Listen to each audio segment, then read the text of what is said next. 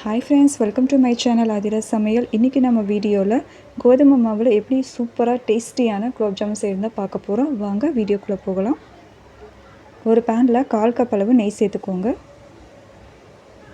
நெய் நல்லா சூடானதும் அதில் 1 கப் அளவுக்கு கோதுமை மாவு சேர்த்துக்கலாம்.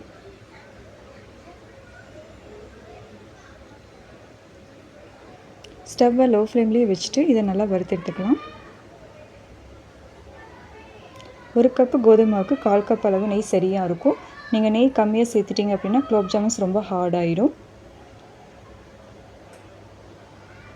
நம்ம இது இப்போ பச்சை மணம் போகிற அளவுக்கு நல்லா வறுத்து எடுத்துக்க போகிறோம். பாருங்கள் ஃப்ரெண்ட்ஸ், இப்போ எப்படி கோதுமை மாவு நல்லா உதிரியாக இருக்குது. இதுதான் கரெக்டான பதம். நீங்கள் நெய் கரெக்டான அளவு சேர்த்துருந்தீங்கன்னா இந்த அளவுக்கு கோதுமை மாவு வறுப்பட்டு வரும். இப்போ இந்த அளவுக்கு வறுத்ததுக்கப்புறம் இதை நம்ம ஒரு பிளேட்டில் கொட்டி ஆற வைக்க போகிறோம்.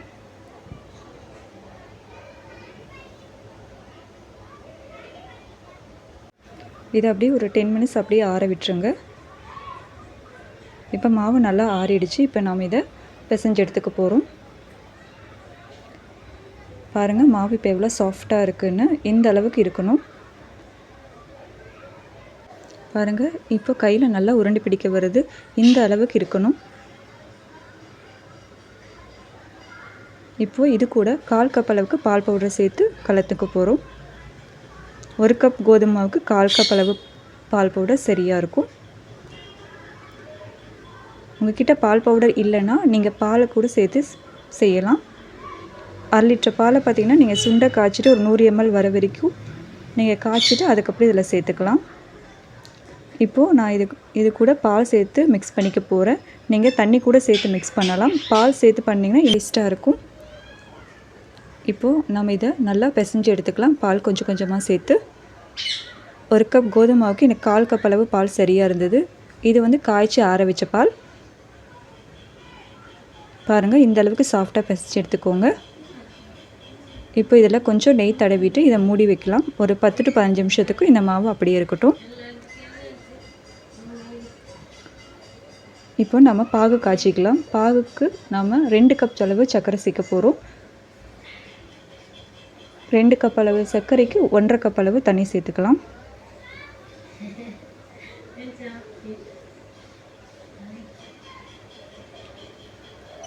சர்க்கரை நல்லா கரையட்டும். சர்க்கரை நல்லா கரைஞ்சதும் இது கூட கொஞ்சமாக 1/2 டீஸ்பூன் அளவுக்கு ஏலக்காய் தூள் சேர்த்துக்கலாம். நல்லா கலந்து கொடுத்துருங்க.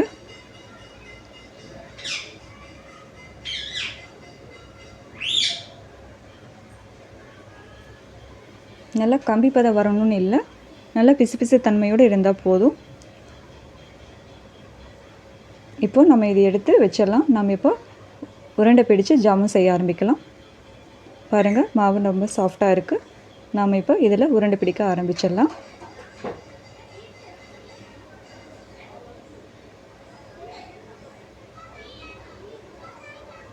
இந்த அளவுக்கு உருண்டை பிடிச்சிக்கோங்க. பாருங்கள் எந்த அளவுக்கு சாஃப்டாக இருக்குன்னு. கொஞ்சம் கூட வெடிப்பு இல்லாமல் சூப்பராக வந்திருக்கு. இந்த மாதிரி உருண்டை பிடிச்சி வச்சுக்கோங்க. நம்ம இப்போ எல்லாத்தையும் உருண்டை பிடிச்சிக்கலாம், எல்லா மாவுலையும்.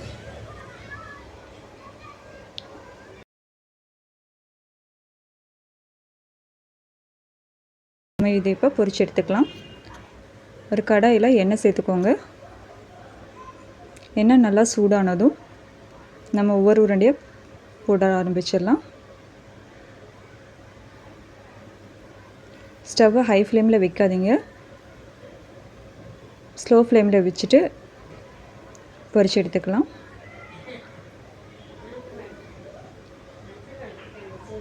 போட்ட உடனே நம்ம கரண்டி வச்சு கிளறக்கூடாது. ஒரு 2 நிமிஷம் விட்டுட்டு அதுக்கப்புறமா கிளற ஆரம்பிங்க. கரண்டி வச்சுட்டு இப்படி கலந்து கொடுத்துட்டே இருந்தீங்கன்னா உங்களுக்கு எல்லா பக்கமும் ஒரே கலரில் நம்ம ஜாமுன்ஸ் வெந்து வரும். பாருங்கள், இப்போ லைட்டாக பொன்னிறமாக ஆக ஆரம்பிச்சிருக்கு.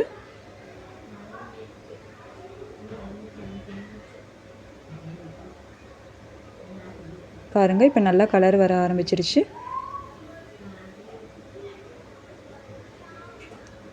இப்போ பாருங்கள், இது நல்லா வெந்துருச்சு. நம்ம இப்போ இதை எண்ணெயிலேருந்து எடுத்துக்கலாம்.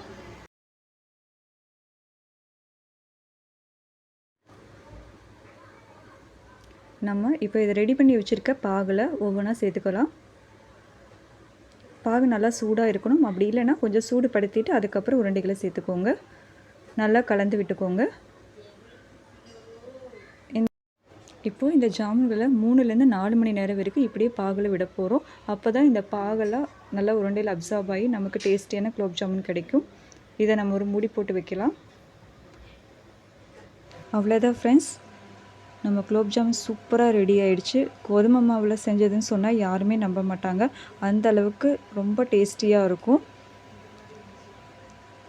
நீங்களே பாருங்கள் எவ்வளோ சாஃப்டாக ஜூஸியாக இருக்குன்னு.